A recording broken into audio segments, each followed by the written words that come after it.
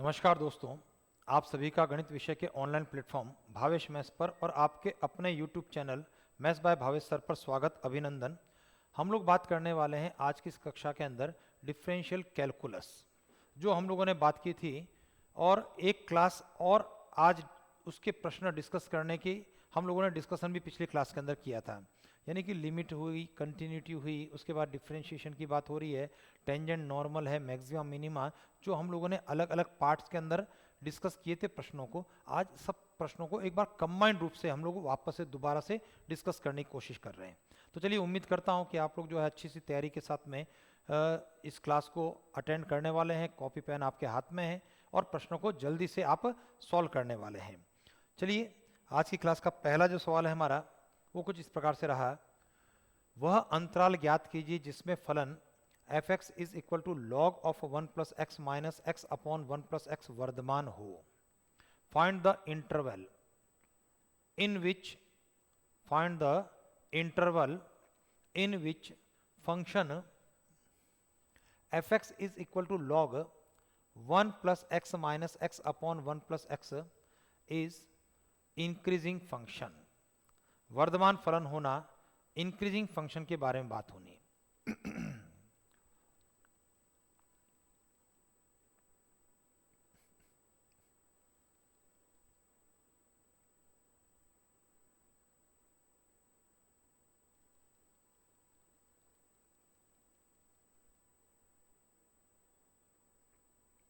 भाई, आपको पता होना चाहिए कि जब इंक्रीजिंग फंक्शन होता है तो स्थिति क्या बनती है हमारी, F dash x greater than 0 की बात होती है।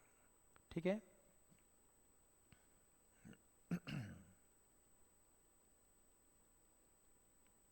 आप इसका अवकलन करेंगे, एफ डैश एक्स निकालेंगे और f dash x greater than 0 की बात आपको करनी होगी फॉर इंक्रीजिंग फंक्शन।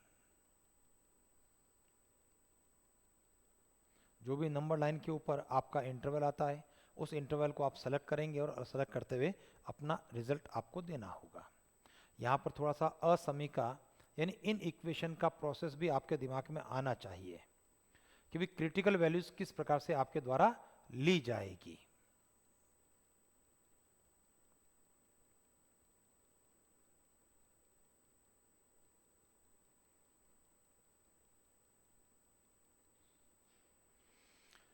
चलिए, अभी तक इंतजार कर रहा हूं मैं, आप विद्यार्थियों के उत्तर की प्रतीक्षा कर रहा हूं। चलिए, मुझे इसको हल कर देना चाहिए। मनोज जी ने यहाँ पर अपना आंसर दे दिया है और आज का जो है पहला जवाब मनोज जी की तरफ से, और बिल्कुल सही जवाब मनोज जी आपका आ रहा है। ध्यान दीजिए, हमको क्या करना चाहिए, हमें करना चाहिए एफ डैश एक्स इसका अवकलन। जब अवकलन करेंगे तो लॉग का फॉर्मूला 1 अपॉन एक्स के रूप में 1 upon 1 plus x, chain rule 1 plus x का 1 के रूप में, माइनस यू अपॉन वी यानी हर, यू अपॉन वी हर अवकलन अंश माइनस अंश अवकलन हर बटे में हर का होल स्क्वायर 1 प्लस एक्स का होल स्क्वायर। जब मैं इसको हल करता हूं तो स्थिति बनती है 1 upon 1 plus x minus 1 plus x का होल स्क्वायर, इधर गुणा करने पर 1 plus x minus x, x positive x negative cut गया और यहाँ 1 प्लस एक्स का होल स्क्वायर अपना लसअप हो गया, भाग देने पर 1 प्लस एक्स माइनस 1 बनता है, तो ये माइनस से माइनस कट जाएगा हमारा, माइनस 1 प्लस 1। तो एफ डैश एक्स किसके बराबर हो गया, एक्स अपॉन 1 प्लस एक्स का होल स्क्वायर हो गया। अब आपके दिमाग में क्या आना चाहिए, फॉर इंक्रीजिंग फंक्शन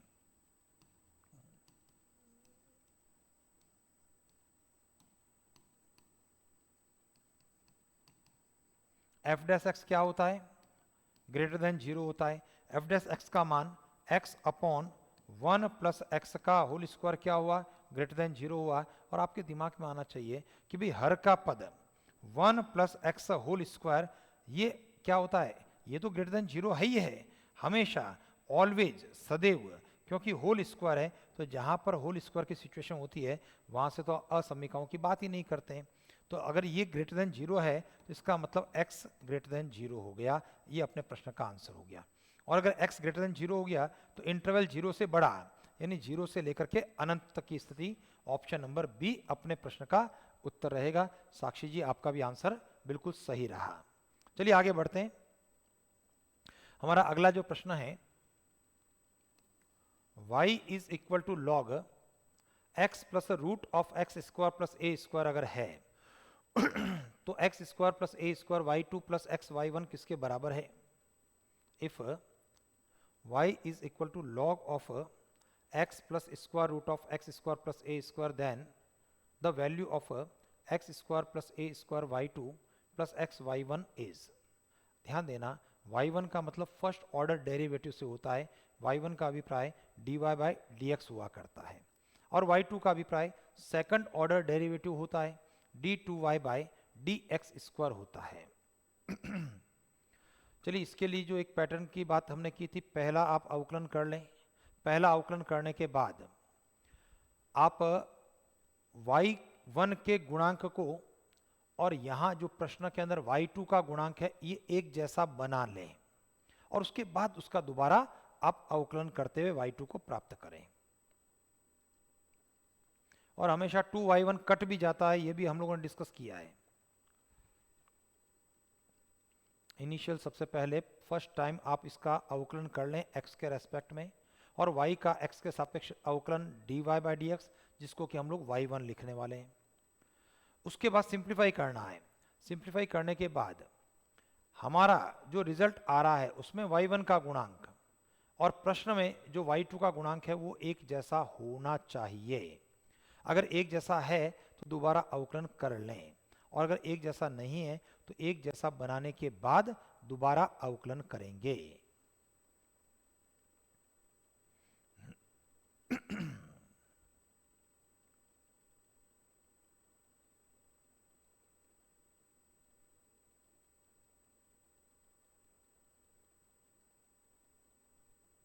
चलिए इसको हल करता हूं मैं। ध्यान दीजिए, y इज इक्वल टू कौन है? Log x plus square root of x square plus a square. अवकलन करने वाले हैं dy बाई डी एक्स, जो कि हमारे द्वारा y1 लिखा जाने वाला है। लॉग का फॉर्मूला लगाना है, लॉग का फॉर्मूला 1 अपॉन एक्स, तो 1 upon x plus root of x square plus a square. उसके बाद अवकलन करते हुए चेन रूल लगाते हुए d by d x of x plus square root of x square plus a square. यानी हमारे लिए पहला जो नंबर का अवकलन है वही इंपॉर्टेंट है, सबसे बड़ी बात ध्यान रखना। और जब पहला अवकलन हो जाएगा तो उसके बाद सेकंड ऑर्डर तो बहुत आसानी से हम लोग निकाल सकते हैं। अब जब इसका अवकलन करेंगे, x का अवकलन x के रेस्पेक्ट 1, चेन रूल लगाते हुए रूट x के अवकलन की बात करेंगे 1 upon 2 root x, 1 upon 2 root of x square plus a square.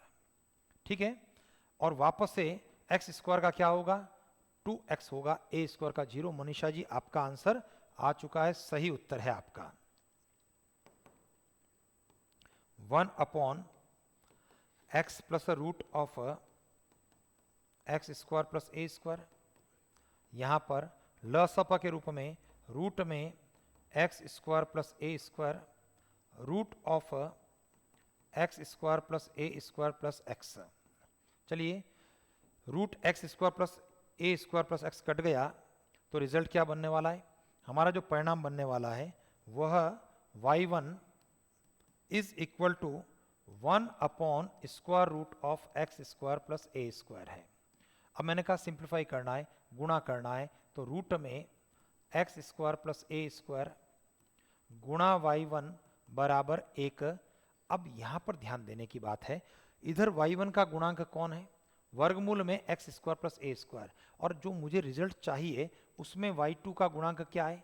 देखिए, जो फर्स्ट ऑर्डर के बाद मेरे पास जो पद है वो तो है y1 का, उसका गुणांक, और प्रश्न में जो रिजल्ट पूछा जा रहा है उसमें y2 का गुणांक एक जैसा होना चाहिए। अगर है तो ठीक अवकलन कर लें, नहीं है तो एक जैसा बनाएंगे, और बनाने के लिए मुझे वर्ग करना होता है। ठीक है, तो यहां से आप क्या करेंगे? वर्ग करना है, और जैसे ही वर्ग करेंगे x square plus a square y1 square is equal to 1।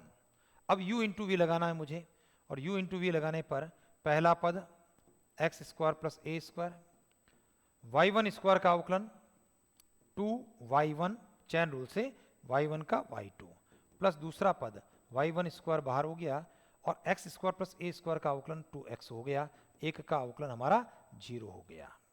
चलिए यहां से मैंने आपसे निवेदन किया था कि वर्ग करते हुए जब बराबर करते हैं 2y1 हमेशा कॉमन आता है, कट जाता है। देखिए 2 ये y1, 2 ये y1 कट गया, तो रिजल्ट क्या रहा, x square plus a square y2 plus x y1 is equal to 0। हमारा उत्तर हो गया ऑप्शन नंबर बी, अपना आंसर रहा।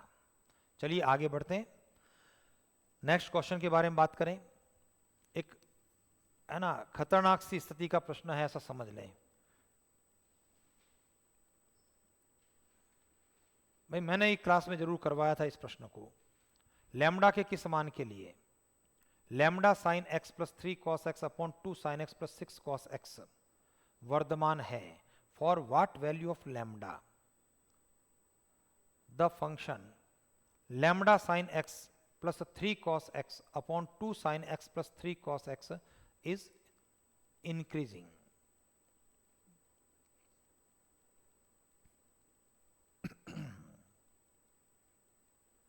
चलिए इतना लंबा चौड़ा सवाल नहीं है कि हम अपना उत्तर नहीं दे पा रहे हैं। इसकी एक कंडीशन हम लोगों ने सीधी सीधी याद की थी और मैंने कहा था कि भाई जब इस प्रकार की स्थिति आती है तो आप इंक्रीजिंग के लिए इस कंडीशन को प्रयोग करेंगे, और अगर वो कंडीशन दिमाग में है तो मुश्किल से 10 से 12 सेकंड का ये प्रश्न था हमारा, और अभी तक परिणाम आया नहीं है। इसका मतलब या तो उस कंडीशन को आपने पढ़ा नहीं है, गौर से पढ़ा नहीं है, भूल गए हैं, या मेरे द्वारा पढ़ाई नहीं की गई है आपकी।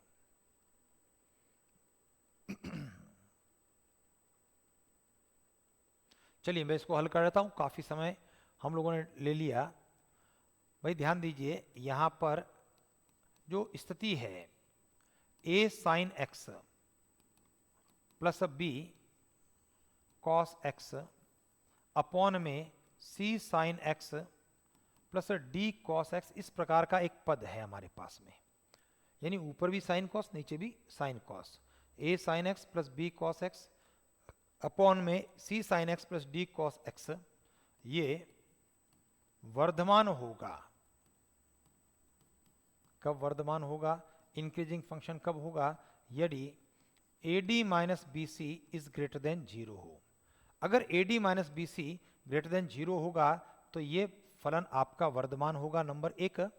और इसी प्रकार से इसी कंडीशन को दोबारा से मैं लिख रहा हूं, a sine x plus B cos x upon c sine x plus D cos x हासमान होगा। कब होगा, यदि AD minus B C less than 0 हो। देखिए वर्धमान के लिए और हासमान के लिए वही स्थितियां हैं, वही कंडीशन है। AD minus B C greater than 0 होने पर वर्धमान है, AD minus B C less than 0 होने पर वह हासमान है, डिक्रीजिंग फंक्शन है। बस केवल इतना सा आपको ध्यान रखना है। A B C D sine cos के गुणांक हैं। तो चलिए मैं जब यहां पर बात करता हूं इस प्रश्न के लिए, तो AD minus B C greater than 0 इस कंडीशन को लगाऊंगा, क्योंकि प्रश्न हमारा वर्धमान की बात करता है। तो AD minus B c, AD का मतलब है यही वाले हैं, ये A है और ये वाला D है। तो लैम्डा का 6 से गुणा माइनस बी सी 3 का 2 से गुणा greater than 0, 6 lambda minus 6 greater than 0, 6 lambda greater than 6 और लैम्डा इज ग्रेटर देन 1। ये आपके प्रश्न का आंसर हो गया। ऑप्शन नंबर डी अपने प्रश्न का उत्तर रहा। तो उम्मीद करता हूं कि चीज आपके दिमाग में अब क्लियर हो गई होगी, अब आप भूलेंगे नहीं। देखिए अभी तक परीक्षाओं में प्रश्न नहीं बना है, लेकिन जिस दिन बनेगा उस दिन आप दूसरों से एक कदम निश्चित रूप से आगे रहने वाले हैं। जब a sine x plus B cos x upon c sine x plus D cos x की स्थिति बनती है, AD minus B C greater than 0 होने पर वह वर्धमान रहा, AD minus B C less than 0 होने पर वह हासमान रहा। चलिए आगे बढ़ते हुए हमारा प्रश्न है, यदि x is equal to a cos t प्लस log tan t by two, y is equal to a sin t हो तो d2y बाई dx स्क्वायर का मान क्या होगा? बहुत प्यारा सा प्रश्न है, मुझे बहुत अच्छा लगता है ये प्रश्न। जल्दी से कोशिश करेंगे।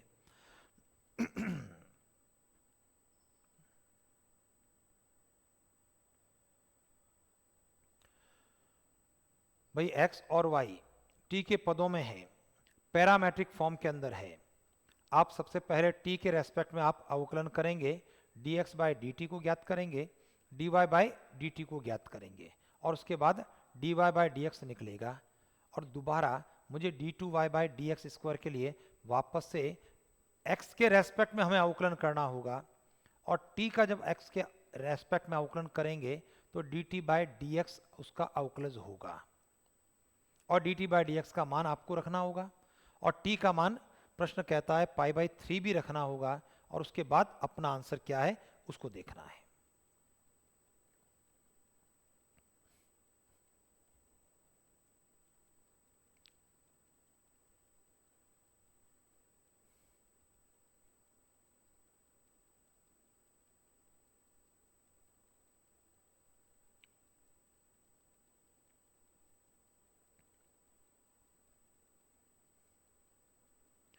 इसमें जो x का t के सापेक्ष जो अवकलज है ना, केवल वही लंबा है, बाकी और कोई लंबा नहीं है।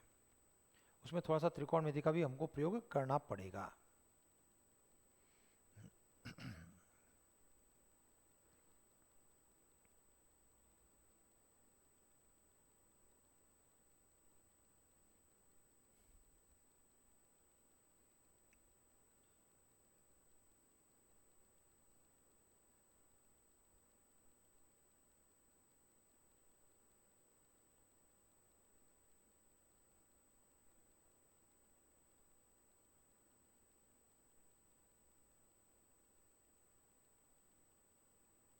चलिए इसको हल कर लेता हूँ। आप भी जो है आधे से अधिक रास्ते पर पहुंच चुके होंगे। देखिए हमारी स्थिति है x बराबर a cos t प्लस log tan t बाई 2 है। ठीक है, अवकलन करना है, t के रेस्पेक्ट में करना है, dx बाई dt को निकालने की बात कर रहे हैं। a बाहर आ जाएगा, cos का अवकलन माइनस साइन t, log का अवकलन 1 अपॉन एक्स के रूप में 1 upon tan t by two, tan का अवकलन sec square t by two, और टी बाई टू का अवकलन 1 बाई टू। इस प्रकार से हमने इसका अवकलन कर दिया। अब इन पदों को साइन कॉस में कन्वर्ट करते हुए त्रिकोणमिति का मुझे प्रयोग करना होगा। ठीक है प्रीति जी, आपका आंसर आ रहा है, लेकिन मुझे लग रहा है कि शायद कहीं कुछ चीज़ें प्रीति जी आपके द्वारा चूकी जा रही है, छूट रही है, क्योंकि मुझे ऐसा महसूस होता है कि आपका आंसर गलत है। इसको सिंप्लीफाई करते हुए a माइनस का साइन टी, ध्यान दीजिए 1 अपॉन टेन, 1 अपॉन टेन क्या हो रहा है कॉट, और कॉट को क्या लिखा जा रहा है कॉस बटा sine, cos t by two upon में sine t by two, sec square का 1 upon cos square t by two और 1 बाई टू।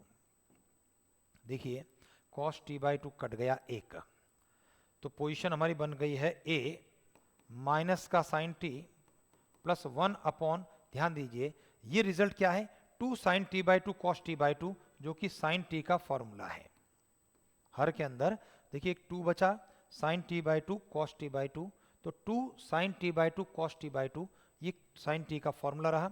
साइन आप लसा पर लेते हैं यहाँ पर साइन टी, माइनस में साइन स्क्वायर टी प्लस 1, हल करते हुए a 1 minus sine square cos square t upon में साइन टी, है ना, 1 minus sine square cos square हो गया अपॉन साइन टी हो गया। तो ये आपका मान किसका हो गया dx बाय dt का मान हो गया। चलिए यही काम हम लोग y के लिए करेंगे। तो जो सबसे लंबा जो लेंदी पार्ट था वो अपना कंप्लीट हो चुका है। y is equal to a sine t, यहां से आगे की तरफ बढ़ते हुए dy बाय dt की बात कर लेते हैं, ये हो गया a cos t। इसलिए अब मैं dy बाय dx की बात करना चाहता हूं। dy बाय dx के अंदर dy by dt upon d x by d t की बात करें तो d y by d t हम लोग निकाल चुके हैं ए कॉस टी के रूप में, अपॉन में d x by d t ये हो रहा है a cos square t upon sine T.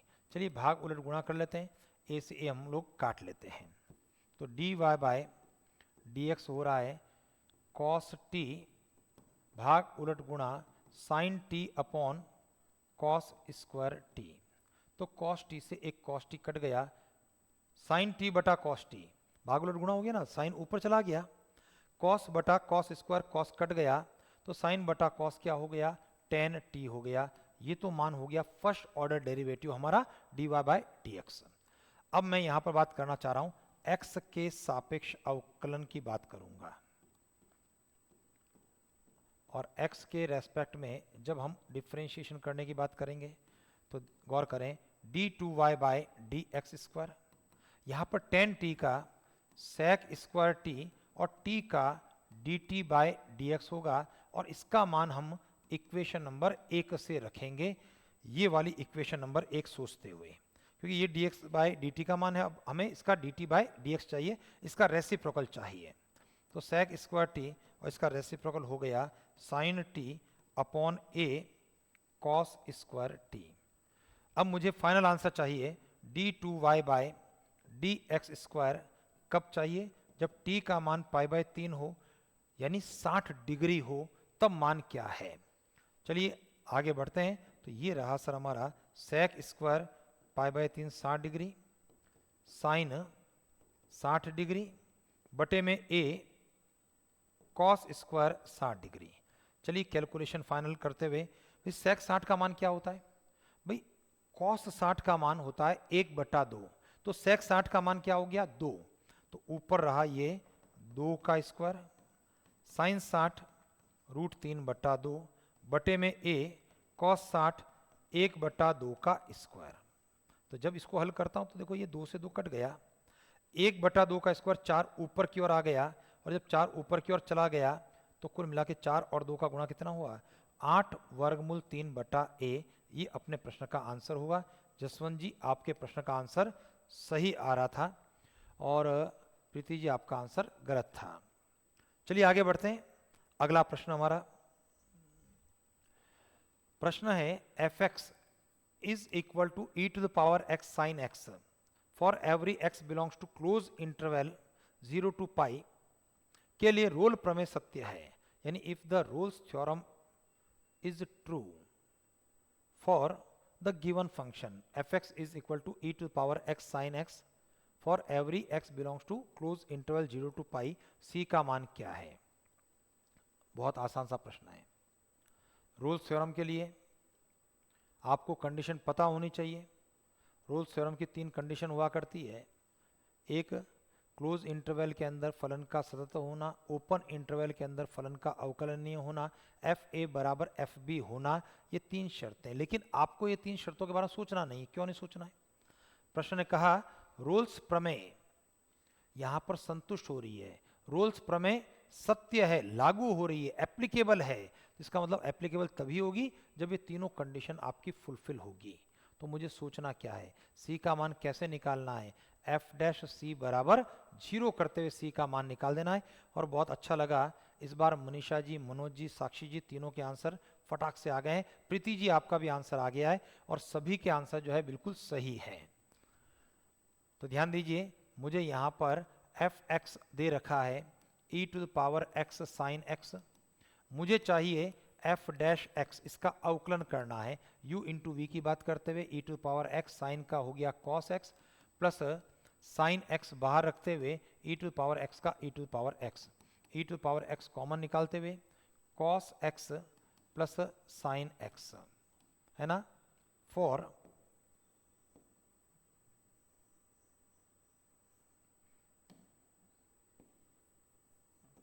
Rolle's theorem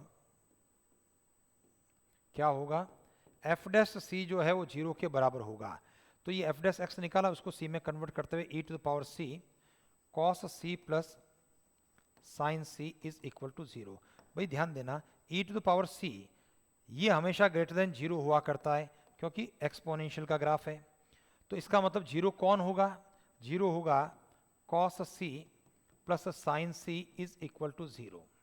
यहाँ से sine c is equal to minus cos c, भाग लगाते हुए कॉस का टेन सी बराबर माइनस एक, और माइनस एक दूसरा चरण है, और दूसरे चरण के अंदर यह सी 135 डिग्री के बराबर है, 3 पाई बटा 4 है। ये आपके प्रश्न का आंसर है, ऑप्शन नंबर ए अपने प्रश्न का उत्तर रहा।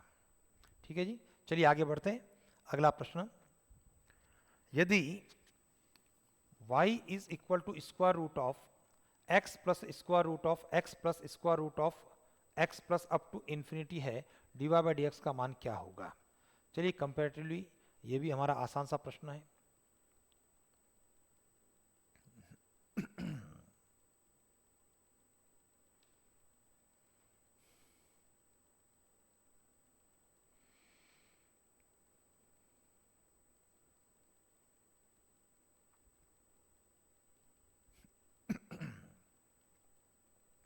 चलिए मनीषा जी, आपका आंसर आ गया है, बहुत अच्छा है आपकी प्रैक्टिस।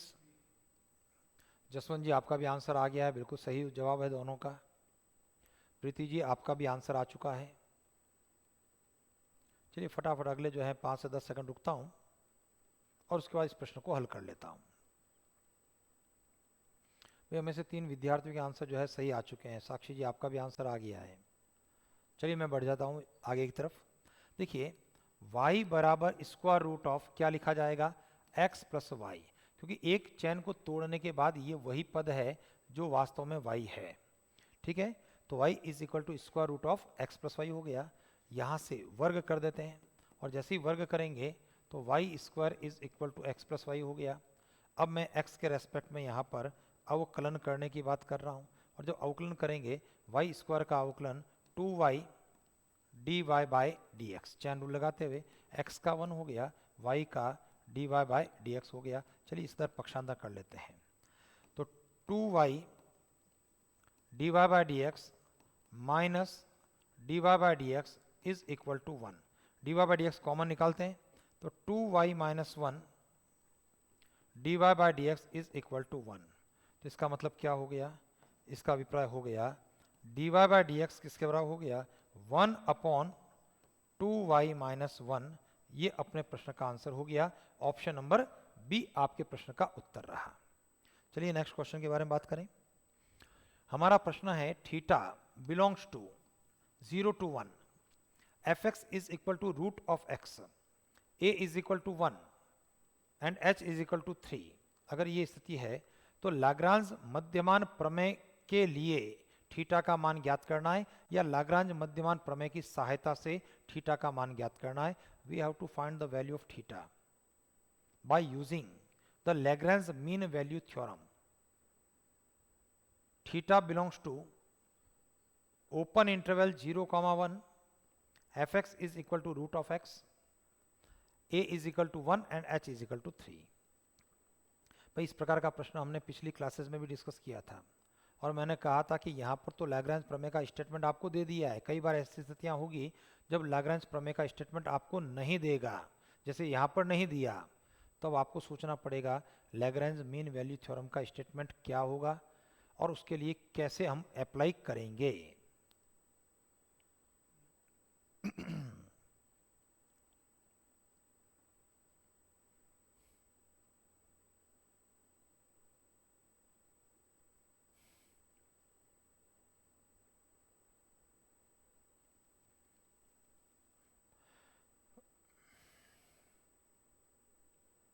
चलिए अगले 30 सेकंड का समय और है आपके पास।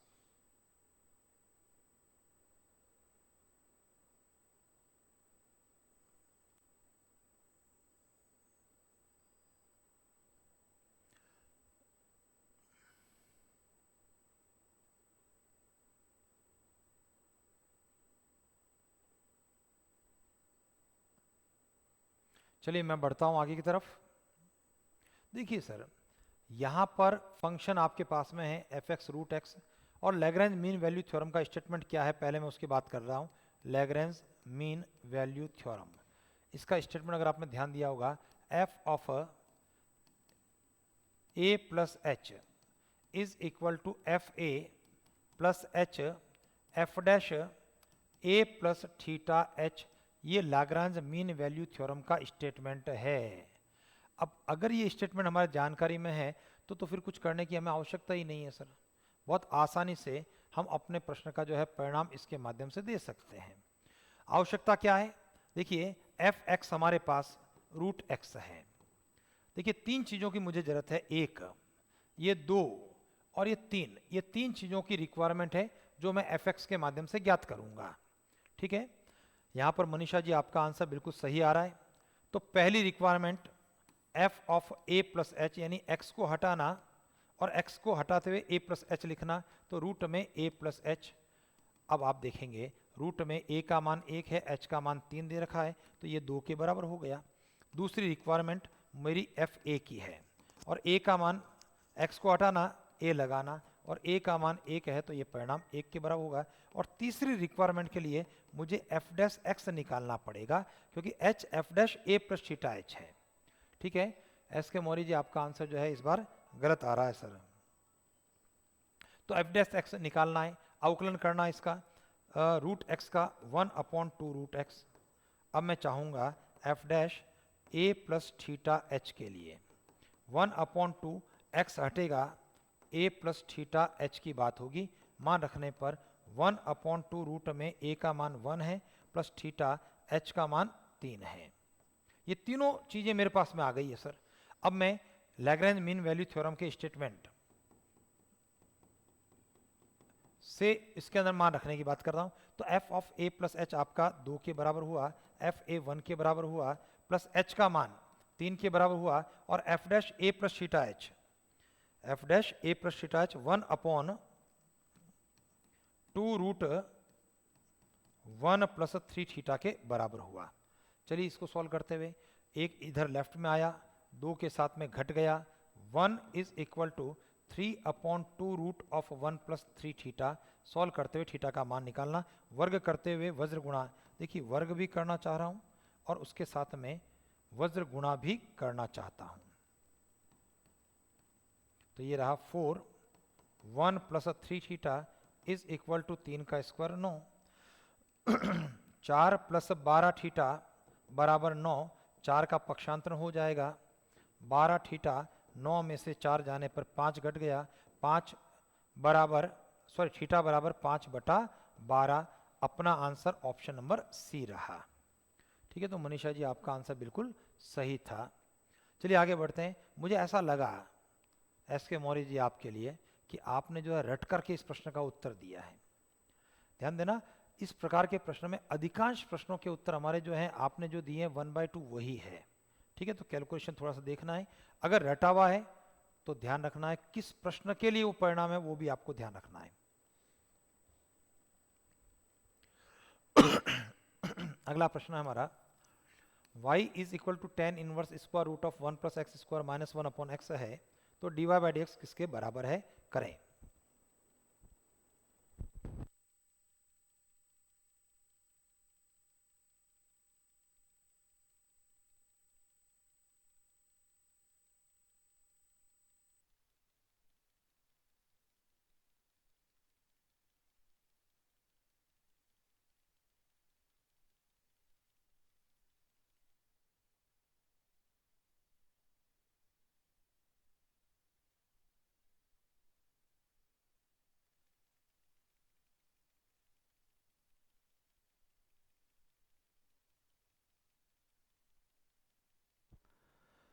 भाई हम लोगों ने जो है इनवर्स फंक्शन के डिफरेंशिएशन की बात की थी, और वहाँ पर सबसे पहला काम इसका सिंपलेस्ट फॉर्म में हम लोग कन्वर्ट किया करते हैं, और सिंपलेस्ट फॉर्म में कन्वर्ट करने के बाद प्रश्न को हल करते हैं।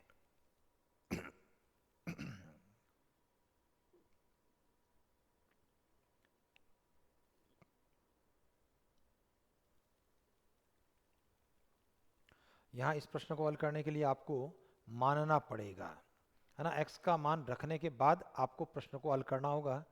चलिए मनोज जी आपका आंसर बिल्कुल सही आ रहा है इस प्रश्न के लिए।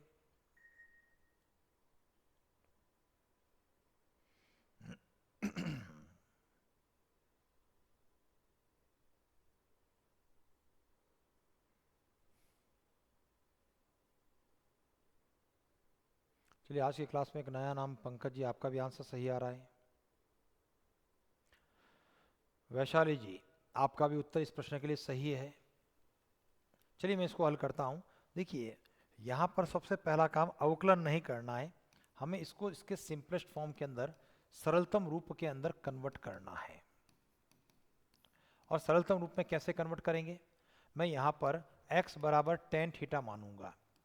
अंत में जहाँ मुझे आवश्यकता होगी थीटा हमारा टेन इनवर्स x हो जाएगा। तो चलिए y is equal to tan inverse square root of 1 plus x के स्थान पर टेन रखने पर tan square theta minus 1 upon tan theta. चलिए सिंप्लीफाई कर लेते हैं इसको। ये रिजल्ट है हमारा tan inverse 1 plus tan square, sec square का वर्गमूल sec theta minus 1 upon tan theta. अब साइन कॉस में कन्वर्ट करने की बात कर रहा हूँ मैं आपसे। जब साइन कॉस में कन्वर्ट करेंगे तो टेन इनवर्स सेक का हो गया 1 upon cos theta minus 1, ten का हो गया sine theta upon cos theta.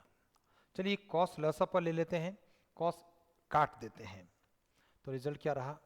y is equal to tan inverse cos cut गया तो 1 minus cos theta upon sine theta. अब देखिए यहाँ पर त्रिकोणमिति का प्रयोग करना होगा, और त्रिकोणमिति का प्रयोग करते हुए कॉस का हाफ एंगल फॉर्मूला, साइन का हाफ एंगल फॉर्मूला, ये हम लोगों को लगाना होगा। चलिए इसी बीच में जो है प्रीति जी, आपका भी आंसर सही है। Ten inverse 1 minus two sine square theta by two, half angle formula लगाते हुए 2 sine theta by two cos theta by two. Clear है? चलिए 1 से 1 कट जाएगा, रिजल्ट रहा हमारा टेन इनवर्स 1 से 1 कटने के बाद 2 sine square theta by two upon 2 sine theta by two cos theta by two. 2 से 2 कट गया, साइन से साइन कट गया, तो ये रिजल्ट रहा हमारा tan inverse tan theta by two. Tan inverse से टेन हट गया है, तो y आपका 1 बाई टू थीटा है, और थीटा का मान रखने पर 1 by two tan inverse x है। जब इतना आ गया तो अब अवकलन तो केवल एक लाइन का है, ठीक है। केवल और केवल हमने इनवर्स ट्रिग्नोमेट्रिकल फंक्शन का काम करते हुए x को रखते हुए इसको सिंपलेस्ट फॉर्म में कन्वर्ट किया है। और फाइनली जब अवकलन करेंगे dy by d x 1 by two tan inverse का अवकलन 1 अपॉन 1 प्लस एक्स स्क्वायर, ये अपने प्रश्न का उत्तर रहेगा। ऑप्शन नंबर ए आपका आंसर रहेगा। इसी बीच जसवंत जी, आपका भी आंसर जो है बिल्कुल सही आ चुका है। चलिए अगला प्रश्न देखना है हम लोगों को। नेक्स्ट क्वेश्चन के बारे में बात करें। हमारा प्रश्न है log x अपॉन x का उच्चतम मान क्या है? Find the maximum value of log x upon x।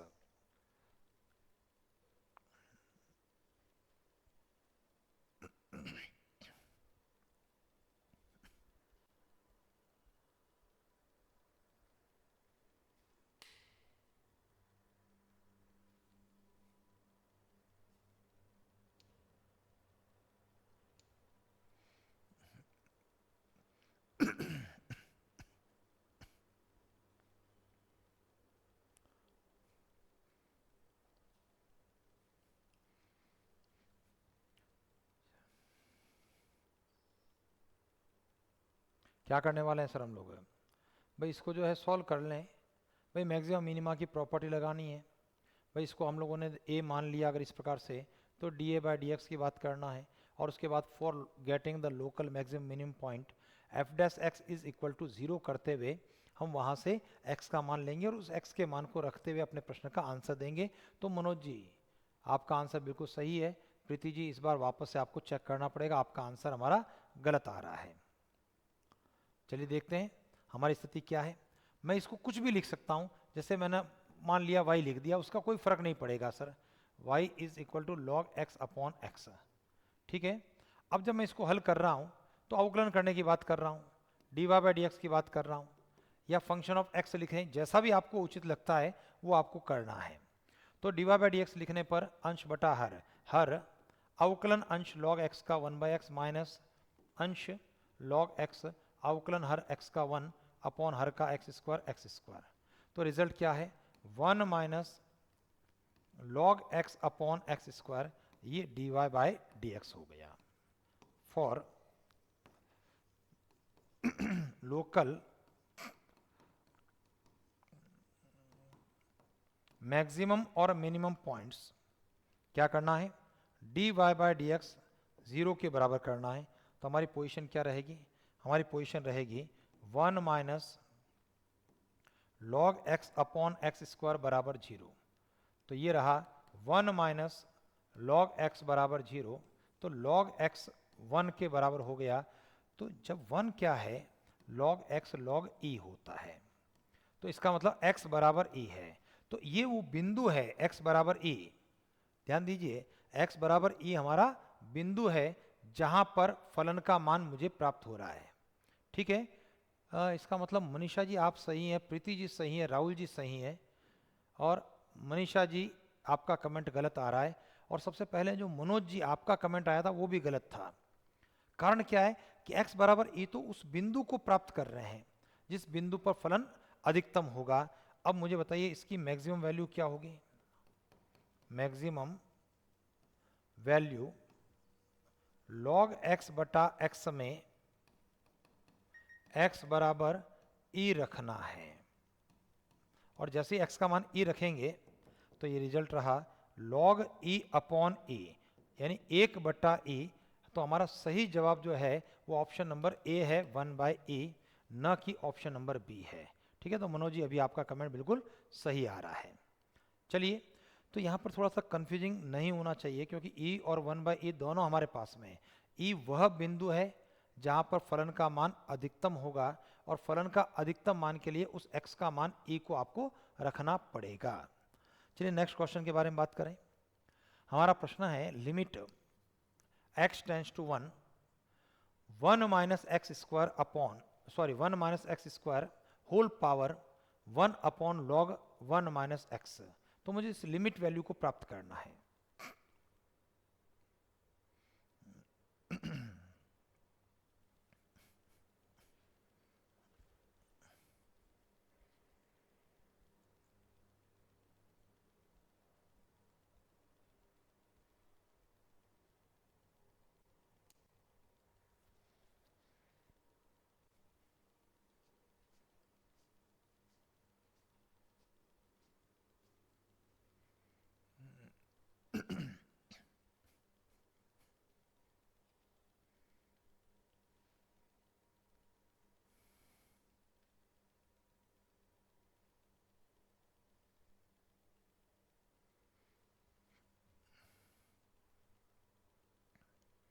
चलिए सर, कुछ भी नहीं करना था सर। आपका जो है फलन के ऊपर फलन है, वेरिएबल की पावर वेरिएबल है, लॉग लेकर के हल करना होता है और डीएलएच रूल लगाना होता है, और ये प्रश्न का उत्तर हम लोग देने की स्थिति में होते हैं। देखिए किस प्रकार से, अभी अगर मैं इसको y मान लेता हूँ कि भाई इस लिमिट वैल्यू को अगर y माना तो 1 minus x square whole power 1 upon log of 1 minus x. ठीक है ना। अब मैं देखिए पावर के ऊपर पावर है, सॉरी x के ऊपर x है, तो लॉग लेने की बात करूंगा, और लॉग जैसे ही लेते हैं लॉग की प्रॉपर्टी की बात करते हैं तो पावर बाहर आ जाती है 1 upon log of 1 minus x, और यहाँ पर हो जाएगा log of 1 minus x square. तो कुल मिलाकर के स्थितियाँ ऐसे है, लिमिट x टेंड्स टू 1 है, log of 1 minus x square upon log of 1 minus x है। क्या करना चाहिए मुझे, DLH रूल को लगाने की बात करनी है, द एल हॉस्पिटल रूल। अवकलन करना है अंश का और हर का अलग अलग। तो लिमिट x टेंड्स टू 1, जब अवकलन करेंगे तो लॉग का अवकलन 1 upon 1 x square chain rule से माइनस 2x, और यहाँ पर अवकलन करते समय हर के अंदर 1 माइनस एक्स और चैन रूल से माइनस 1। चलिए इसको थोड़ा सा सिंप्लीफाई करने की बात करें। लिमिट x टेंड्स टू 1, ये अंश के अंदर है minus 2x upon minus 2x, और मैं इस 1 माइनस एक्स स्क्वायर के फैक्टर करने की बात आपसे कर रहा हूँ, और जब इसके गुणनखंड होंगे तो ये 1 प्लस एक्स 1 माइनस एक्स हो जाएगा, भाग उलट गुणा 1 माइनस एक्स ऊपर चला गया, माइनस 1 नीचे रह गया, तो 1 माइनस एक्स ऊपर रहा और माइनस एक नीचे रह गया। तो आप देख रहे हैं 1 माइनस एक्स से 1 एक्स कट गया, माइनस से हमारा माइनस कट गया। तो एक्स का मान एक रखने पर देखो लेफ्ट हैंड साइड में कौन है, लेफ्ट हैंड साइड में log y है, और जब इसका मान एक रखेंगे तो ये रिजल्ट रहा 2/2 जो कि 1 के बराबर रहा। तो y क्या हो गया, e की घात 1 e के बराबर हो गया। ऑप्शन नंबर ए अपने प्रश्न का आंसर हो गया। तो जब भी x के ऊपर x की पावर होती है, लिमिट लेना होता है, log लेकर के आपको सॉल्व करना होता है। Next question, fx is equal to x upon 1 plus x tan x. fx is equal to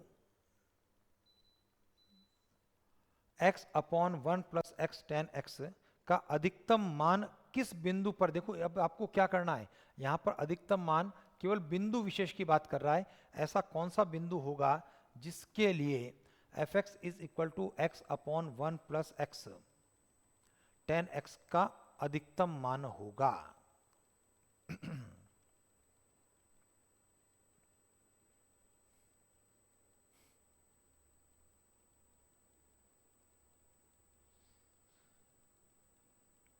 बहुत प्यारा सा प्रश्न है और आपकी परीक्षा के अंदर भी ये पूछा गया प्रश्न है हमारा।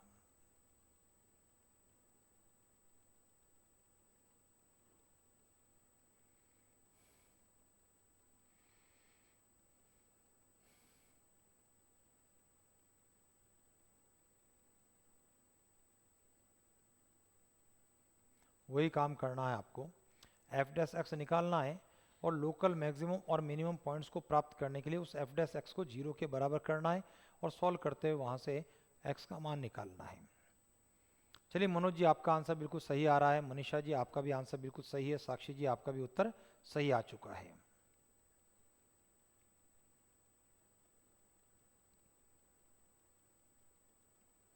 चलो मैं भी इसको हल कर लेता हूं। ध्यान दीजिए हमारे पास एफ एक्स दे रखा है x upon 1 plus x tan x. मैं इसका अवकलन करना चाहता हूं एफ डैश एक्स अंश बटा हर की स्थिति को लेते हुए, हर 1 प्लस एक्स टेन एक्स अवकलन अंश माइनस अंश अवकलन हर का जब अवकलन करेंगे 0, और यहां पर product rule u into v को अप्लाई करने वाले हैं। तो पहला x बाहर, टेन का हो गया sec square x plus tan x बाहर, और x का हो गया हमारा 1 बटे में हर का whole square 1 plus x tan x का होल स्क्वायर। चलिए इसका अगर गुणा करने के बाद की स्थिति देखते हैं तो क्या स्थिति बनती है, ये है 1 प्लस टेन एक्स, एक से गुणा, x से गुणा करने पर minus x square sec square x minus x tan x upon 1 plus x tan x का होल स्क्वायर। एक गलती कर दी मैंने लिखते हुए, यहां पर देखिए सर जब गुणा किया ना हमने तो 1 प्लस एक्स टेन एक्स है, तो 1 प्लस एक्स टेन एक्स है, तो x tan x positive x tan x आपका नेगेटिव कट गया, 1 minus x square sec square x upon 1 plus x tan x का होल स्क्वायर।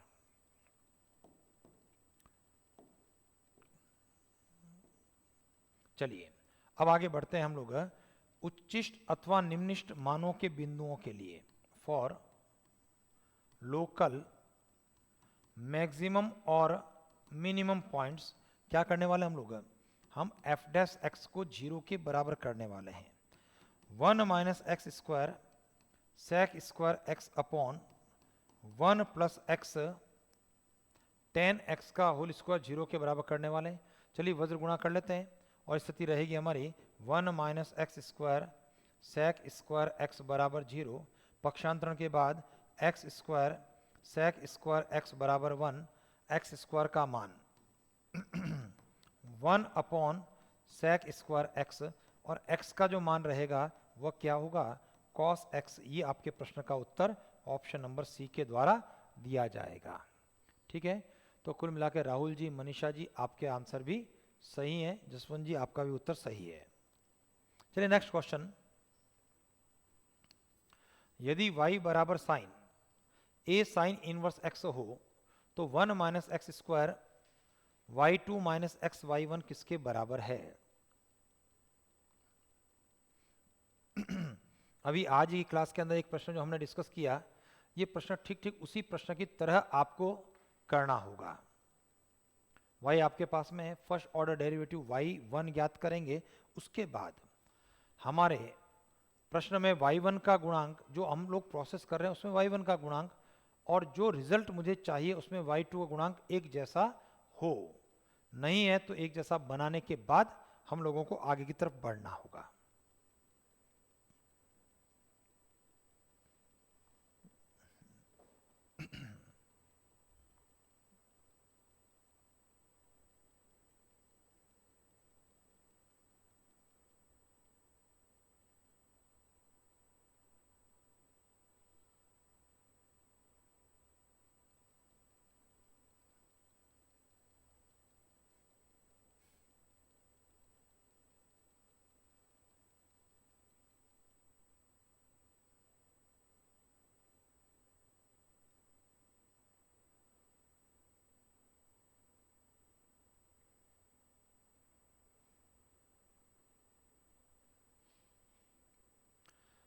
चलिए सर, मैं भी इसको हल कर लेता हूँ क्योंकि काफ़ी समय से जो है आप में से किसी का उत्तर नहीं आ रहा है। देखिए, y is equal to sine a sine inverse x है, मुझे अवकलन करना होगा, और अवकलन करने का मतलब y1 हो गया, साइन का अवकलन हो गया cos a sine inverse x, chain rule से a का a और साइन इनवर्स का 1 अपॉन रूट में 1 minus x square, 1 minus x square. चलिए, क्रॉस मल्टीप्लिकेशन करने के बाद की स्थिति हमारी square root of 1 minus x square y1 is equal to a cos of a sine inverse x। मुझे बताइए, y1 का गुणांक और प्रश्न में y2 गुणांक एक जैसा है क्या? हम कह रहे हैं नहीं है। अब एक जैसा करने के लिए क्या करना चाहेंगे हम लोग? चलिए देखते हैं, यहाँ पर वर्ग करने की बात करेंगे। देखिए मनीषा जी, आपका आंसर आ रहा है, देखते हैं अभी आपका उत्तर सही है गलत है। 1 माइनस एक्स स्क्वायर और y1 स्क्वायर, सामने वर्ग करने पर a square cos square a sine inverse x। Right के अंदर पूरा पद इसको y में कन्वर्ट करना है, तो कॉस स्क्वायर को क्या करना होगा मुझे? 1 minus x square y1 square is equal to a square, cos square को मुझे 1 minus sine square a sine inverse x लिखना होगा। ध्यान दीजिए हमारी स्थिति क्या रही, कॉस स्क्वायर का 1 माइनस साइन स्क्वायर लिखना। चलिए सर, जब मैं इसको देखता हूं तो ये बेसिकली हमारा मूल रूप से प्रश्न है जो कि y है। 1 minus x square y1 square is equal to a square 1 minus y square. अब मुझे दोबारा अवकलन करना है, इसी चीज को मैं ऊपर की ओर शिफ्ट करते हुए लिख रहा हूं। 1 minus x square y1 square is equal to a square 1 minus y square. x के सापेक्ष अवकलन करने की बात कर रहा हूं। भाई सबसे बड़ी जो चीज है ना, सिंप्लीफाई करने के बाद प्रोसेस के अंदर जो y1 का पद आता है उसका गुणांक और जो रिजल्ट हमें पूछा जाता है y2 उसका गुणांक एक जैसा बना दो। बनाने के बाद में पता लगा कॉस स्क्वायर आ गया, तो अब इसका क्या करूंगा? 1 माइनस साइन स्क्वायर करूंगा, और साइन आपका प्रश्न है। चलिए u इंटू वी की बात करते हुए 1 minus x square y1 square का 2y1 चैन रूल से y1 का y2 plus y1 square 1 minus x square का माइनस 2x, सामने की ओर a स्क्वायर 1 का 0 हो जाएगा, माइनस वाई स्क्वायर का 2y और y का y1। और मैंने आपसे निवेदन ये किया था कि हमेशा जब वर्ग कर देते हैं 2y1 कॉमन आता है, कट जाता है, सभी पदों में होता है। 2y1 कट गया यहाँ पर, देखिए 2y1 यहाँ पर भी है, 2 और y1 स्क्वायर का ये स्क्वायर वाला पद y1 कट गया, तो रिजल्ट क्या रहा हमारा? 1 minus x square y2 minus x y1 किसके बराबर हो गया? माइनस ए स्क्वायर वाई के बराबर हो गया, और minus a square y option number c है अपने प्रश्न का आंसर। तो मनीषा जी आपका आंसर सही था। चलिए आगे बढ़ते हैं। अगला जो प्रश्न है हमारा, वक्र x बराबर a theta plus sine theta y बराबर a 1 माइनस कॉस थीटा के बिंदु थीटा बराबर पाई बाय 2 पर स्पर्श रेखा की लंबाई क्या है। मुझे ये प्रश्न बहुत अच्छा लगता है, बहुत प्यारा सा लगता है। स्पर्श रेखा की लंबाई जब क्लास में हम लोगों ने डिस्कस किया था तो 4 चीजों की लंबाई हमने पढ़ी थी। स्पर्श रेखा की लंबाई लेंथ ऑफ टेंजेंट, अभिलंब की लंबाई लेंथ ऑफ नॉर्मल, अधोस्पर्शी की लंबाई लेंथ ऑफ सब टेंजेंट और अधोलंब की लंबाई लेंथ ऑफ सब नॉर्मल। भाई चारों फॉर्मूले बहुत अच्छे से पढ़ना है, परीक्षा के पॉइंट ऑफ व्यू से बड़ी महत्वपूर्ण स्थिति है। चारों फॉर्मूले जब पढ़ोगे तब अपने प्रश्न का उत्तर दे पाओगे। और इसी प्रकार से जब ग्रेजुएशन के पार्ट की बात की जाती है ना, तब भी इन्हीं प्रश्नों को, है ना, यहाँ पर हम लोगों ने केवल सिंपल सा स्पर्श रेखा की बात की है, और जहाँ पर हम लोग ग्रेजुएशन का पार्ट करने वाले हैं अगली क्लास के साथ में, तो वहाँ पर ध्रुवी स्पर्शी, ध्रुवी अभिलंब, ध्रुवी अधोलंब, ध्रुवी अधोस्पर्शी, वहाँ पर ध्रुवी यानी पोलर शब्द साथ में और आ जाता है। बाकी चीजें यही है।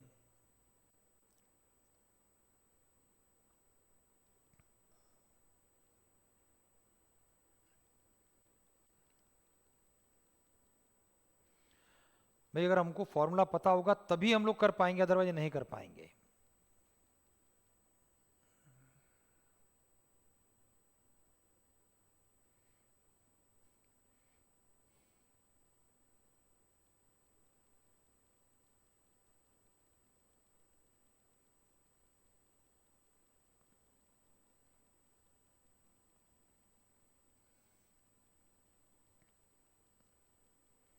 चलिए फटाफट कोशिश करेंगे हम लोग।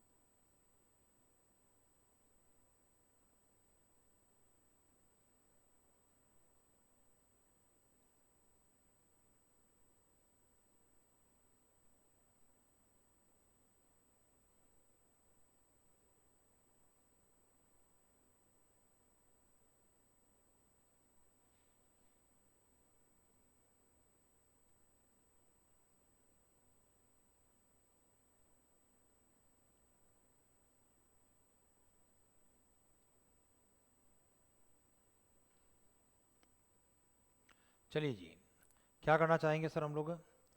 ध्यान दें, यहाँ पर x हमारे पास में है, a theta plus sine theta, अवकलन करेंगे थीटा के रेस्पेक्ट में, तो dx बाय डी थीटा बराबर, देखो a थीटा का 1 प्लस साइन का अवकलन हो जाएगा cos थीटा। इक्वेशन नंबर 1 की बात कर लेते हैं।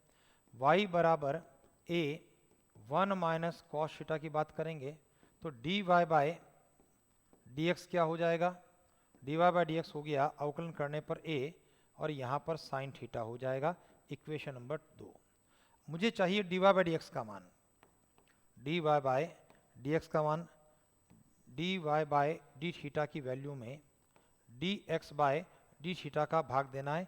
यहाँ पर ये डी थीटा है सर, dy बाय थीटा के रेस्पेक्ट में करते हैं, तो ये रिजल्ट है a साइन थीटा अपॉन में a 1 plus cos theta.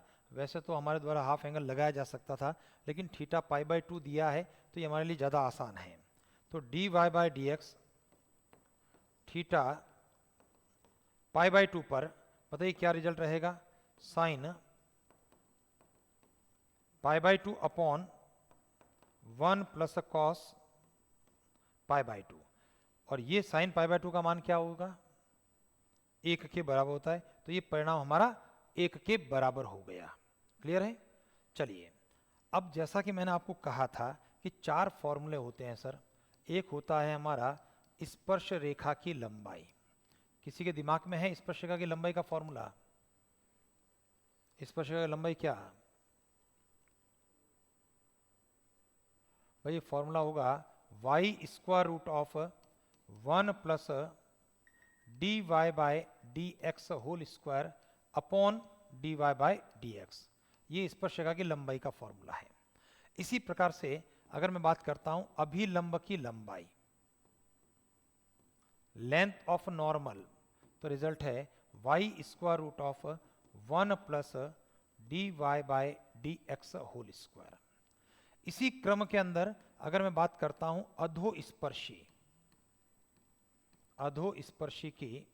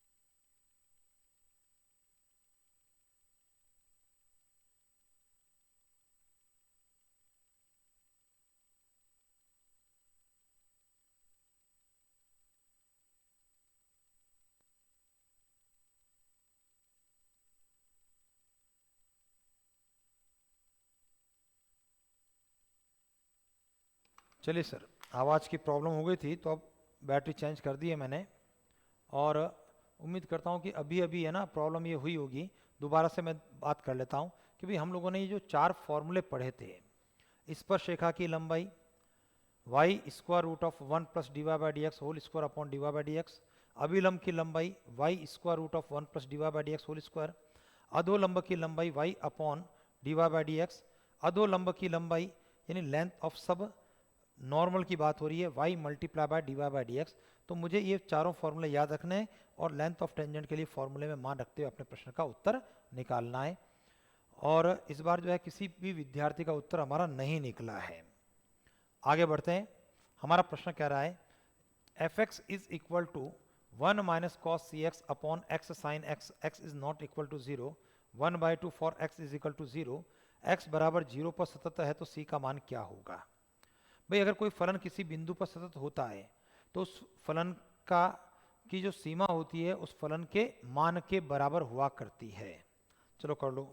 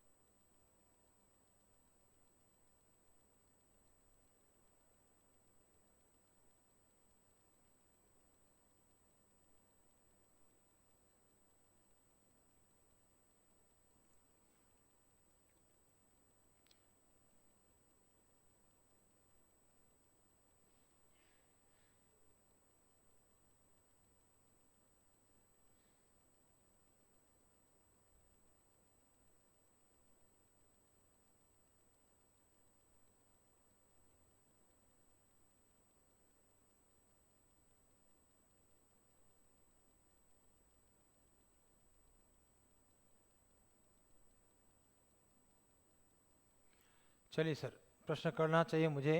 Manisha ji, आपका आंसर आ रहा है इस प्रश्न के लिए। देखते हैं सर उत्तर सही है गलत है हमारा। भाई मुझे बताइए, फलन सतत होने पर, है ना, फलन की सीमा किसके बराबर होनी चाहिए? फलन के मान के बराबर होनी चाहिए। और जब फलन की सीमा की बात करते हैं, लिमिट वैल्यू की बात करते हैं, limit x tends to 0 1 minus cos c x upon x sine x is equal to फलन का मान, यानी x बराबर 0 पर फलन का मान 1/2 है। इसके मुझे बराबर करना है। प्रीति जी, आपका भी आंसर बिल्कुल सही आ रहा है। मुझे यहाँ पर DLH रूल के बारे में बात करनी है।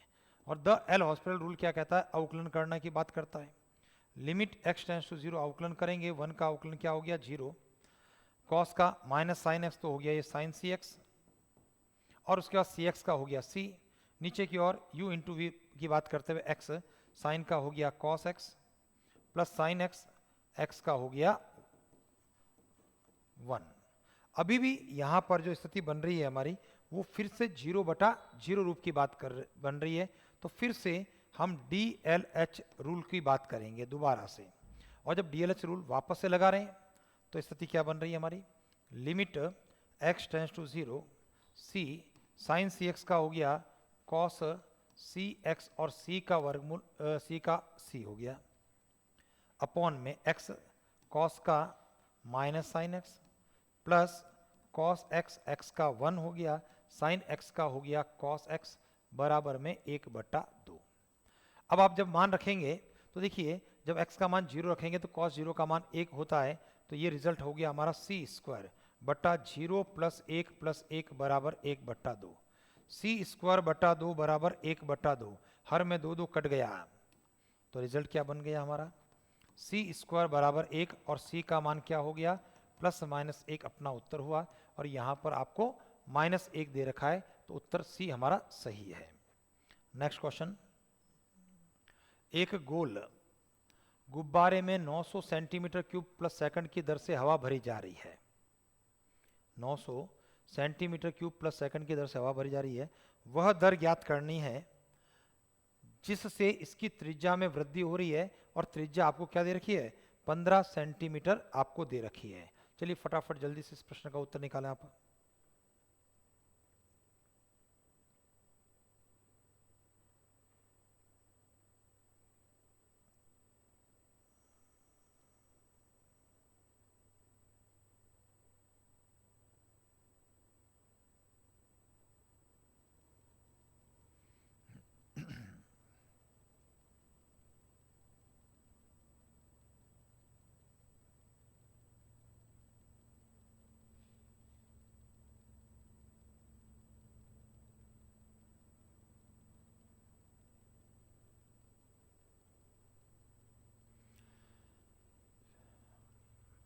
चलिए सर फटाफट जल्दी से, बहुत छोटा सा प्रश्न है, इसमें तो कोई विशेष दिक्कत नहीं होनी चाहिए। भाई मुझे बताइए क्या चीज़ दे रखी है हमें? हमें दे रखा है गोल गुब्बारे में 900 सेंटीमीटर क्यूब पर सेकंड की दर से हवा भरी जा रही है। सेंटीमीटर क्यूब का मतलब क्या है? वॉल्यूम की बात हो रही है। मनोज जी, आपका आंसर सही आ रहा है। तो हमें दे रखा है dV/dt, समय के साथ में वॉल्यूम में चेंज होने वाला 900 सेंटीमीटर क्यूब प्लस पर सेकंड। क्या ज्ञात करना है मुझे?